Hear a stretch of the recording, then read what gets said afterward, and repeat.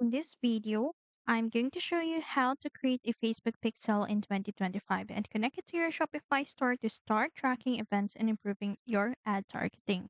So first, make sure you are on the eventsmanager.facebook.com but first make sure you are logged in with the Facebook Business Manager account. So this is it. This is the manage apps. So in the events manager, you will see there a connect data sources. So click on that and then select web.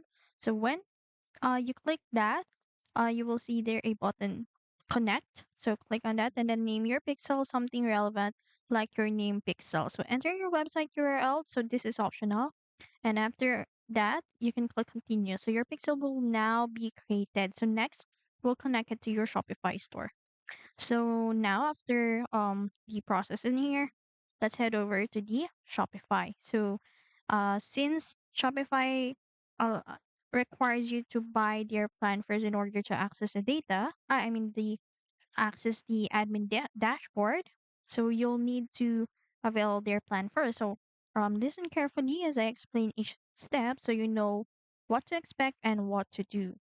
So assumingly we are logging in here, successfully logging in here, and um, done with the creation of account and so on with the shop. So at the Shopify admin dashboard, you will see there the apps. So click on that, and then up under that is the Shopify App Store. So search for Facebook and Instagram by Meta and then click Add App and then click Install App. So once inside the Facebook app on Shopify, click Start Setup. So connect your Facebook Business Manager, ad account, and Facebook page. So when asked to choose a pixel, you'll need to select the one you just created. So enable maximum data sharing. So this activates both pixel and conversions API. After that, click Finish Setup.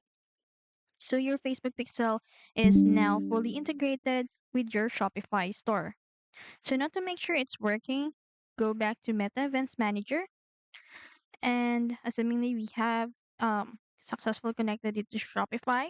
So you should see a data in here and then now click on your pixel and then under the test events tab, enter your Shopify store URL and then click the open website. So it should work by now and then after that, navigate around your site and you should start seeing test events appear in real time. So this confirms your pixel is firing correctly.